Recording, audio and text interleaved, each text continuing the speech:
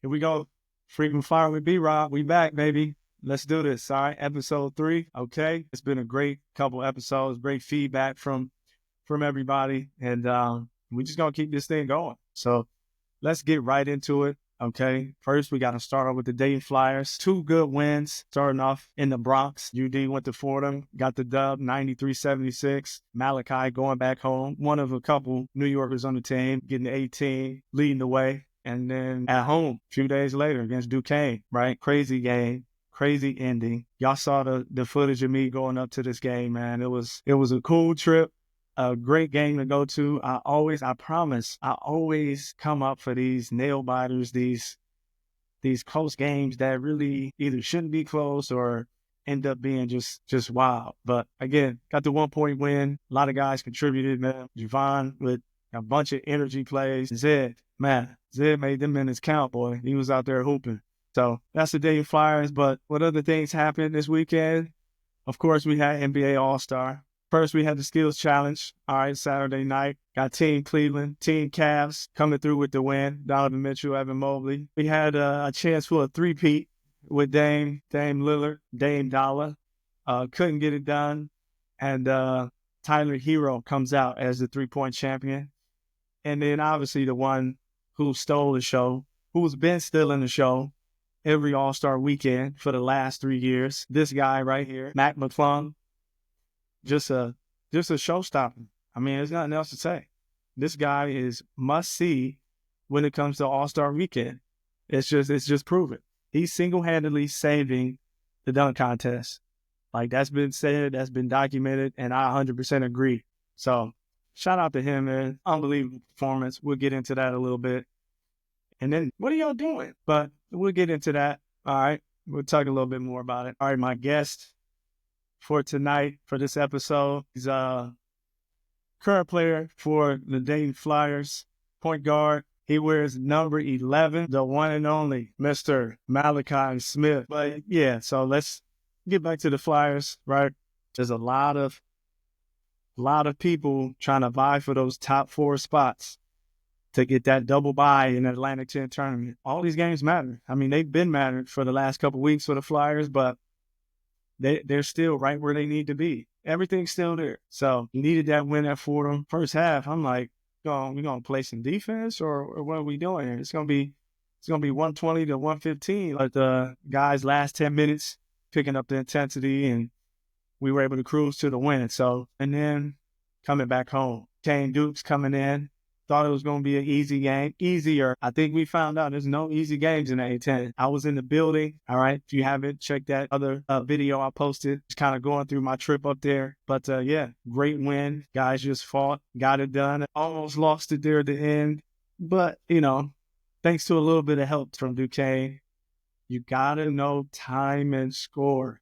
Got to know it. No matter what's going on, how crazy an environment you playing in, time and score can win and lose games. And fortunately for us, we were on the good side of that. All right. Got fouled when it's tied up. Mally ends up making 1 or 2. Duquesne comes down. I mean, offensive foul. That was a clear push off. Like, my man literally just threw Vaughn and just was like, boom. Let me get some space so I can pull up. I mean, that ball was in. That ball was in the net, and somehow it just popped out. So the basketball guys were with us on that one to get the win, and capped off a great trip, for me up to date. So moving forward, it's gonna be a intense couple weeks down the stretch here. I'm not sure if I can get to another game. We'll see. But, I'm always up to go see the Flyers in person, man. And then All-Stars Saturday night. All right. Skills Challenge. I didn't really, watch too much. 3-point contest. Yeah, I checked it out. I wanted to see if Dame could do it 3 times in a row. Right. And then, of course, the dunk contest. I'm tuning in. All right. So the 3-point contest, right? We got Tyler Hero coming out on top. He beat out Dame and Buddy Hield for the 3-point crown. So Shout out to Tyler Hero, man, knocking it down, first time All-Star. I mean, that's it for the 3-point. He won. Good. Next, and we had the skills challenge, right? Like I said, Evan Mobley and Donovan Mitchell won. Team cast. But can we talk about this real quick? I mean, and we wonder why people aren't interested in watching the NBA. Look at this. Look at this. This is the exact reason right here on full display. Like, why? I mean, it's crazy to me. And they went first. They were the first ones to go in the skills challenge. It's not like there was a time that was posted where, okay, let's try to hurry up and beat the time. Let's try to figure out a way to beat. Like, no, they set the tone. So, what is everybody else going to do? Oh, let's figure out a way to cheat. They found a way to cheat. Let's find our way. Like, this is why people don't care, because they showed they don't really care. Like, this is why they got booed. Like, what if we just went ahead and just made shots? All right. Let's make a three. Let's make a midi. Let's make a corner three. Like, what if we did that? They went first. Again, if you went last, it's like, all right, let's see what they'll do. Yeah, you want to have the fastest time, but you also have to do the drill. I'm like, are they really doing this? Do they really come to All-Star Skills Challenge and try to avoid one of the skills? You try to avoid one of the skills. Pass, shoot, dribble. Y'all try to just pass and dribble. Like, what is that? They try to get interviewed. Like, don't interview them, man. Let them go sit down. What were they thinking? Typical new age mindset. Just shortcut it. Just shortcut it. It's cool. We'll just dribble and pass. Don't worry about it. Mm-mm. Shooting? Nah, we're just catching. We'll just do this. We'll just do this. Like, man, go ahead, man. But done with that, man. Hey, but the real show, all right, that brought everybody to his feet, rightfully so. This guy, Mac, man, he's a real deal, man. I mean, he could be the greatest dunker in dunk contest history. I mean, he really could be. Like, I'm not even playing. Like, the stuff that he's doing, man, I mean, damn, is incredible. One, the height he gets on this stuff. And two, he's doing this on the first try every time. Every time he's doing this on the first try. So it's like, yo, this kid is incredible, man. He saved the All-Star, man. I'm gonna be honest. Last 3 years, I had to make sure I watched this guy. I mean, look at this. That one set the tone. I mean, that's usually a last dunk. But he set the tone. I mean, this one was just, I mean, they're all crazy. Like, there's no need to say, oh, this one was crazier than the other one. Like, they're all crazy. And again, you see it, 50, go sit down. Go off to the side. It's not throwing it up, doing it. Listen, the dude Jackson, his in-game dunks, I'm like, yo, I have to see what he's about to do. If he's not in a game and he can just run and jump, like, oh my goodness. But that's the difference, though. In-game dunker versus just a contest dunker. Because Jackson, he should have just did two-hand dunks. When he sat down, he would have did better than that. But, I mean, this one, man, with the ladder, with the windmill, with the 1-2. I mean, come on, man. There's nothing nobody could do. Nothing. I mean, Castle had some stuff with him, too, but that's not even comparable to what this guy is doing. Not even comparable. Like, people want to see this. Clean dunks, too. No misses, no nothing. But again, if you heard his story, though, he practiced this. Like, he was locked into, like, taking this seriously. I know he's not necessarily in the league, but, I mean, it doesn't matter, man. This guy is a high-level performer, high level. And he took his craft serious. And it showed, But when you got the skills challenge, they don't care about doing one of the required things. It's like, why? I care about this guy who cares. Like, he shows me he cares. And this is the This is the fans are starting to like wake up to this. Like he cares, so I care. I'm invested. I'm invested in him and watching him perform. Shout out to Mac McClung, man. Don't come back. Just go off, man. You've done your part. Just go. 3 in a row. They gonna try to, have you come back maybe. Dog, just leave. You did what you needed to do, man. Ride off in the sunset and look back and say, I saved it. I saved Saturday nights in February for the NBA. I saved it. So, I mean, that's a great thing, man. Shout out to him, Mac McClung, 3-time dunk contest winner. And yeah, but now that we got that out the way, let's get to the guests. Let's get to who we bringing on here. All right. He's a New York point guard from the Bronx, okay? Currently rocking number 11 for the University of Dayton Flyers men's basketball team. A guy that's been through some ups, some downs, some highs, some lows. But my man keeps pushing and pushing. And he's back doing his thing for the Flyers, man, leading the way. Please give a welcome, Mr. Malachi Smith. What's going on, Malachi, man? How you doing, bro? Brian, what's good? How you doing? I'm good. Good. I appreciate you taking the time to jump on, man. I'm gonna jump right into it, man. So you've been on the team the longest. So you've seen a lot, man, over the course of your time there, the last 4 years or whatever. With the transfers, with the NIL, as a point guard, is it difficult to navigate and deal with, different teammates? Like, is it tough to try to get some continuity, from your shoes? I would say it's definitely kind of a challenge just year to year based just because, it's kind of a new team every year.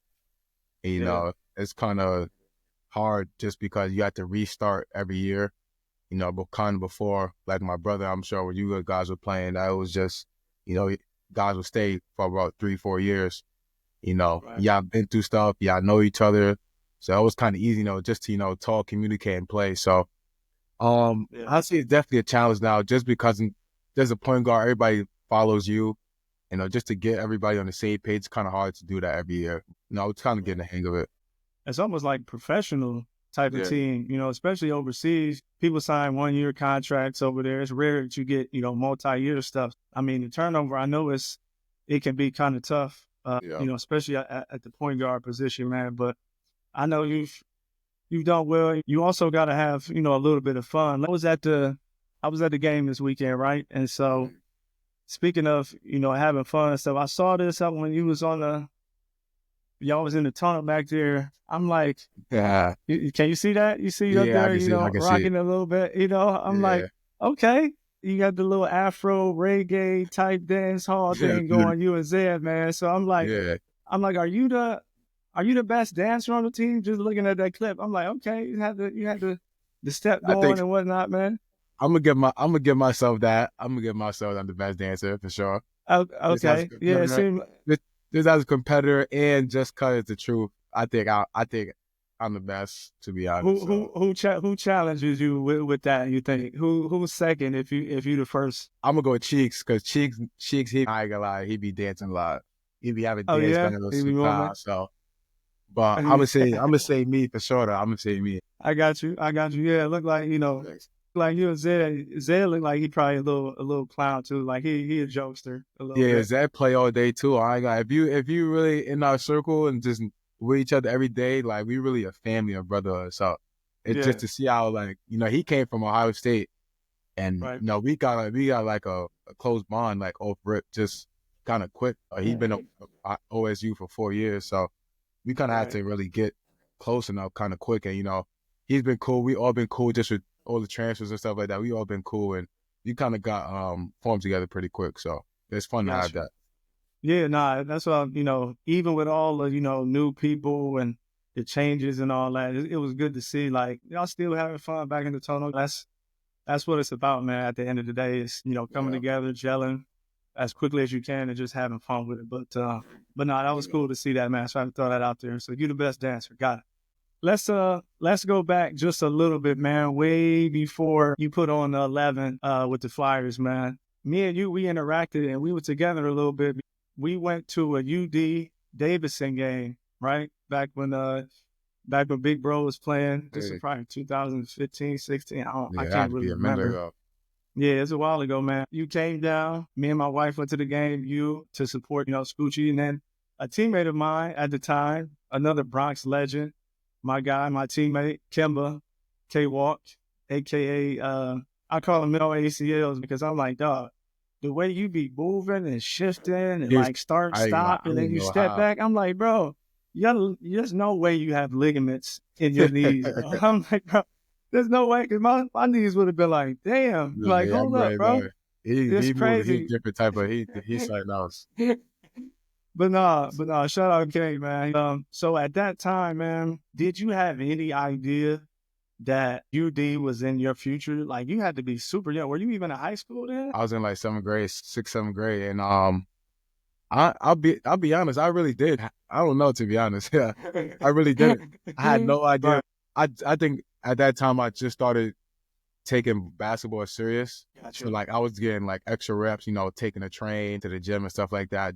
I saw what my brother did, just the love he get, and I see the work he put in, and like something in my head just clicked. Like, man, I got to do that too. Right. Yeah, and everything, gladly, just with God's will, everything decided to end up at UD. So I was like, it's a good opportunity for me. That's Sure. how it happened. I knew he was young at that point, but I'm like, Yeah. I don't think he, if that vision was there yet. Was it like a certain like moment when you got to high school where you was like, Yeah. man, I probably would like to go to UD? Yeah, it was my junior year in high school. It was COVID, so there was no AAU basketball, but I already had a couple offers. And, Dan offered me AG and Coach Greer. They offered me kind of early in my sophomore year. So we kind of had a good relationship already, along with some other schools, but they always stayed in touch with me, made sure I was good, and they made me feel like a priority. And not only just because it was my brother, but just because they like how I play and they liked how I could fit in their system. So once we got over that, really had that conversation, I asked my brother, like, what do you think about it? He was like, no, don't do it because I went there. Do it to have your own legacy, and don't just do it because of my name and stuff like that. So once he told me that, I was like, it kind of put me at ease, and I was like, I actually want to go here. So That's dope. That's pretty dope, man. Let's fast forward a little bit. So, UD's on the radar. You end up committing. You come in here a freshman year, man. You came out like putting everybody on notice, not just in the A10, but nationally too, right? And unfortunately, some things that we always can't control will end up happening, with some injuries. We passed that, which is, great to see you out here doing your thing. But during that time, man, I just want to know, who was it that you leaned on and kind of helped you through some of those dark times? Because I know, it had to be some days where it's like, man, this is tough, man. It's one thing physically to, work through and push and whatever, but the mental side of it can sometimes kind of weigh you down. yeah, I would say it was just like, I have a pretty nice circle as far as my support system. And I say it was just a collective, just for my teammates, my coaches. But I say the main, my brother, of course, but I say the main person that really helped me was my dad, to be honest, just because he just knew I don't know, he just knew what I was going through without even saying it. Yeah. Like, without even telling me, he always asked me, are you good? I'm like, yeah, I'm good. But I think he kind of knew that mentally, like, it was kind of hard just because I was away from home and stuff like that. But he always kept my head in the right spot, as far as staying focused and just trying to get better, one day at a time. So I'll say my dad really played a big part. It was definitely some other people, my teammates, coaching staff, family, friends, but Sure. I say my dad was really there for me throughout that time. Gotcha. Yeah, I mean, that's the support there. UD was great, helped you out and all of that. But so you spent a lot of that time there at Dayton, or did you kind of go back home for some of that surgery and medical stuff, or was it basically all just there Yeah, all of it was I was in Dayton for the whole time. the whole time? Throughout all my surgeries. And then my parents came down.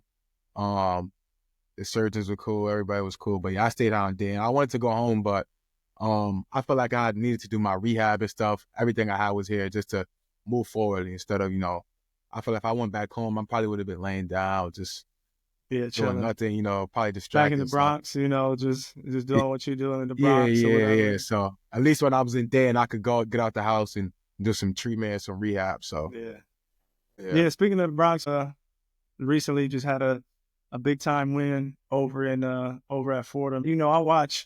I watch every game, whether I'm there in the arena or just watching it on TV, man. But I usually don't notice this stuff, but for some reason I was locked in from the beginning of the broadcast. Yeah. And I saw this. I'm like, yo, who the hell?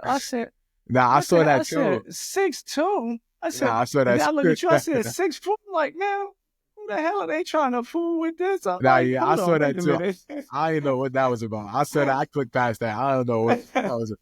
I was like, yo, wait a minute. So I had to go check like the other media guys and like the Dayton site to see if this was real. I'm like, okay, so everything else is normal. But this one, I don't know what galaxy or what alternate universe they was like. I'm like, yo, there's no way, bro. But that was crazy. I seen it. I just can't. I went past it. I'm like, oh no, that ain't true. About me or boy, I I'm ain't like, gonna I know lie. you So I back was at the like, crib, man. I know you back. You ain't got to lie to the people. The people know. The people yeah, know. yeah. But getting back to the court, man. Listen, like I said, I watch every game, man, and I really just love y'all guards and just how y'all get after it. And it's something I noticed. I don't know if y'all practice this or it's just like something y'all do. I swear y'all get swipes, steals just from like loose ball, like rebounds, big guys coming up and you just kind of tap the ball up. I'm like, y'all know how to I know that's on the scout report. Yeah, it has to be. And it's like the one time they relax, it's like y'all right there. Nah, we don't practice that. I'll be honest, AG, he be telling us to get back, but we always he be so tight when we don't get to steal and they score, or if they score it's bad. But he always tells us to get back, but I ain't gonna lie, me, Ball, Paz, Cheeks, Yeah. we just I don't know, we got a feel for the game was offensively and defensively. Like we just passed on the defensive man, so I don't know. We got to make sure we get it, because if we don't get it and they score, AG, he'd be tight. So, yeah, but I know that's funny that AG. That's funny, AG, like, man, y'all get back. Yeah. When we get to steal, we can steal. He'd be happy, but nah. I was gonna ask you a question too. Oh yeah, go ahead, bro. Just I know you had a lot of success in college and in the next level. So I was gonna ask, what would you done differently in college? Like one thing that you wish you'd done more, or one thing you wanted to do differently? I think, for me, man, I would have liked to have played a couple years later so I could touch a little bit of this NIL. That's for one. But that's neither here nor there. I can't control that. That's one of the things I can't really control. I can't control that. Yeah. I can't control it. But nah, man. I mean, I really wish I would have, pushed myself even further to be a great leader, getting everybody to, to work and to meet a certain level. My senior year, man, we had some really good success, man. Our conference, we was top 15 in the country and was trending to be, something great. And then, some things happen, whether it's injuries or, some stuff that, we can't always control. I just wish that I would have been able to really pull us together to like just finish the A-10 season strong. I maybe feel like I could have did a little bit more. Scoring and doing all that is one thing, but just being able to like get everybody to be on the same page and just like, let's go to work, man. To have a little bit more, I guess, fire and get that fire from within me, to spread it out to everybody else. That's what the good leaders do. They able to, not only get themselves going, but get the rest of the people on the team going. No matter how we feeling, no matter what the circumstances are, let's just go out and fight together, man. Go down swinging. And not saying we didn't do that, but I think there was a little bit more that could have pushed us, back to where we were supposed to be. So, I would say we kind of in that same kind of position right now, just trying to finish the A-10 season out conference. With 5 games left, we are still in third place. We still get the double bye, hopefully, but we still need to finish these last games out strong. I was going to say, I appreciate that advice, just because I could probably learn from, not saying that you have mistakes, but just learn from what you said as far as just like I said, y'all kind of in that same way, but I think for us, the mindset, another thing I could have said was just like, everything is still in front of us. Don't be, just because, we taking losses at LaSalle and we losing to, we ended up like 8-8, I think, in the A-10, man. When we was He was like 14-1 in non-conference. So everything is still ahead of y'all. So make sure, you and the guys, y'all understand that, man. I know it's been some ups and downs. Like, that's just part of it. You just got to keep fighting, though, because everything, all the goals, everything is still there for the taking, man. So if that's something that you can, learn or just, hear from me, it's just to be like, man, we good. The fans are behind y'all for sure. I'm with y'all, win, lose, or draw. I just want to see y'all do well, and just so y'all know that and understand, like, we good. Still everything to play for us. I guess. And on a little note, man, you got roommate? Y'all got roommates or? No, I don't got a roommate. My roommate was Deron last year, but he left. Okay. So I got the whole thing. So you solo? Yeah, I'm solo. Hey, look at this. Look at this. Dang, he's living, man. Goodness. But you got a roommate on the road though, right? Yeah, I got a roommate on the road. Yeah, my roommate is Frenchie on the road. Big Frenchie. Oh, yeah. What's a pet peeve, man? What Frenchie do that you just get on your nerves? Like, man, come on, Frenchie, man. Do we talk loud on the phone? Do we snore? Do we stink, man? What is it, bro? Nah, I ain't gonna lie. It's not specific, but he don't talk though, for real. He don't talk. So I'll be keep to himself. Yeah, as soon as we get to the room, he put his headphones on, and then feel me. It's night over with. I'll do what I do, and just chill it. He just put his headphones on, listen to music. He watch something. I'm like, all right. Like I said, though, he don't really do nothing, for real, to be honest. I rock with him. He a cool dude. You got another year, right? You plan on sticking around for that last year, right? You know what I'm saying? I know NIL, man. Some people can call you and be like, hey, listen, I got this over here, man. Just come on. Yeah, nah, I got nothing. You happy with the 6? You happy with, everything? Yeah, I'm happy with that shit. I'm cool with that shit. I'm cool. All right. Just checking, man. I don't want you to get pilfered, get stole from some other college trying to call it's going crazy right now. It's going crazy. It's ridiculous. So it's definitely new age. Yeah, I was gonna ask you one more question. Cause I'm from the Bronx too, so I used to watch Kemba in high school, and he kind of was like my inspiration. I'm like, nah, he was kind of like my LeBron, just because he was from the Bronx, and he's kind of undersized, and I would say I'm kind of undersized, so I kind of really try to model my game as him, just because I seen how like his heart and how can he do that at his height. That's what kind of like got me like pumped up. So I was gonna ask, like, how is he like as far as like throughout the weeks and throughout the games or throughout the season? How is he acting? I can kind of see that from you too. It's just that, that shiftiness, that fearlessness to get into the paint. That's the same thing how Kemba played, man. I mean, he ain't care. He was gonna, find a way, shift, change direction, do whatever, and just get around somebody to get to the basket. So, I mean, day to day, I was his teammate for about 2.5 years, man, and just every day he just came to work, man. He wasn't the most, vocal dude. He wasn't, rah, like, yeah, let's do this, that. But everybody knew every single night he was going to go to work. It didn't matter how many games we done played and how many nights, he just came to play, man. And so that fearlessness, New York guards, man, all kind of had that similar kind of mindset. Like, he be chilling for real. Like, he don't really be doing some crazy stuff. So down to earth dude, that's something that I can see, from you, is just you get into that paint and get to the lane, like figuring it out. Yes, sir. Changing direction, finishing, kicking out. For sure. Appreciate it. Appreciate you, man. No doubt. Man, I'm not gonna hold you anymore, man. I know you. Well, you by yourself, so you chilling. I'm good. I got the whole crib. You chilling. But like I said, man, I'm gonna follow y'all and continue to support from where I'm at. And hopefully we can do this again at some point. I'm gonna try to bring on some other guys too. Yeah, appreciate you, dog. Sure. Appreciate you having me. Health and blessings to you, man. Yes, sir. Thank you. Appreciate it. That's big time, man. Malachi, he's weathered a lot of storms, but, he's coming back out on top, on the other side and excelling. It's just good to see, man. Dude's got a good head on the shoulders, good heart. Wish him nothing but the best moving forward. But that's what this is about, man. That's what I wanted to. I've said it before, and I'm going to keep saying it. Flyers helping Flyers, platform we can talk to guys, just get a different perspective. You're going to touch on, some stuff that people want to hear about. He asking questions and, trying to pick my brain, man. That's dope. I wasn't expecting that, but hey, it's love, man. It's love. Shout out to him. Looking forward to seeing him finish up. the season. And before I get out of here, man, shout out Unicaja Malachi over there, man. They went ahead and got the cup win over in Spain, Copa del Rey.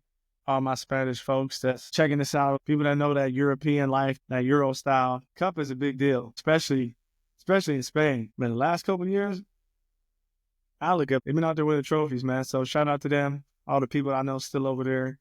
That's one of the most beautiful places you will find. I'm being for real. Malaga's a dope place. That's episode 3, y'all. Listen, y'all never know who's going to pop in here on the frequent flyer. All right, that's the beauty of this. I'm going to try to keep y'all on your toes. We only 3 in, all right, with an extra bonus video. Appreciate y'all again, as always. We'll see y'all next time, all right? Frequent flyer with B-Rob. Peace.